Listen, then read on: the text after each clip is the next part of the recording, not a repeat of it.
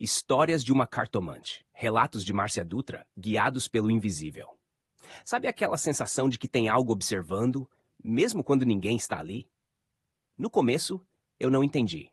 Algumas pessoas começaram a me procurar, uma ou duas e depois mais. Diziam que me encontraram sem querer, que pesquisaram outra coisa e caíram no meu nome. Outros diziam que sonharam com uma senhora misteriosa que mandava procurar por mim.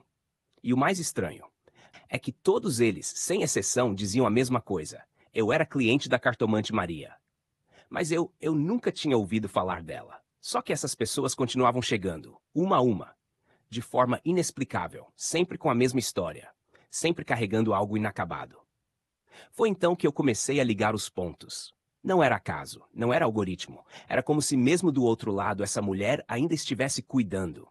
Como se tivesse confiado a mim, sem que eu pedisse, sem que soubesse, o que ela não pôde concluir em vida. E foi assim que tudo começou. Um deles me marcou profundamente. Vamos chamá-lo de Rafael. Um homem discreto, aparentemente calmo, mas com o olhar cansado de quem já esperou demais. Na leitura, tudo ficou claro. Rafael estava apaixonado, mas não por alguém simples. Era por um outro homem, casado, com uma mulher. Essa paixão vinha de longe, era antiga, e não era qualquer atração. Ele descrevia a sensação como algo que ultrapassava o corpo. Um elo de alma, uma conexão profunda que ninguém ao redor compreendia. Mas o outro homem, vamos chamá-lo de Daniel, nunca dizia sim. Também nunca dizia não. Aceitava os presentes, os carinhos discretos, os olhares longos, mas nunca dava o passo.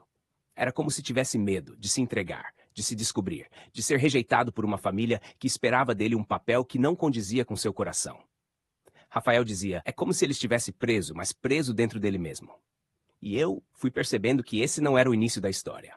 Na mesa, nas cartas, nas energias, algo dizia que aquilo já havia sido tocado antes, que alguém já tinha tentado ajudá-los. Maria. Ela já havia começado esse processo com Rafael. E agora era minha vez de continuar. Com muito cuidado, respeitando cada espaço, cada silêncio, fui guiando Rafael a se alinhar com sua verdade.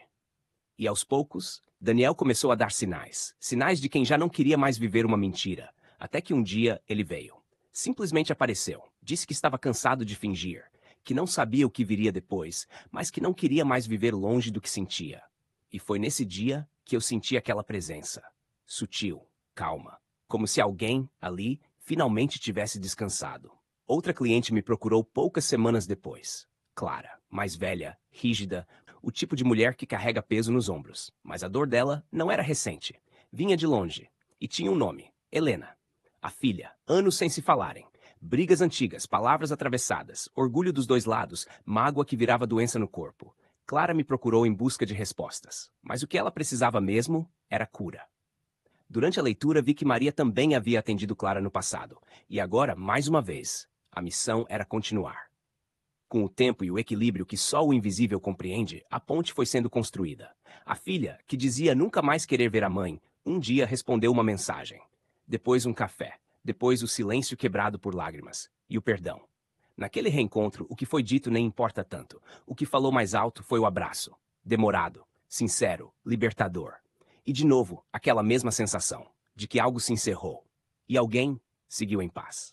Essas histórias talvez pareçam apenas coincidência, ou talvez sejam sinais. Sinais de que, mesmo depois de partir, algumas almas ainda cuidam daquilo que amavam. Guiam, protegem, orientam. Eu não conheci Maria em vida, mas de alguma forma fui escolhida para continuar. E sigo. Ouvindo, sentindo, conectando.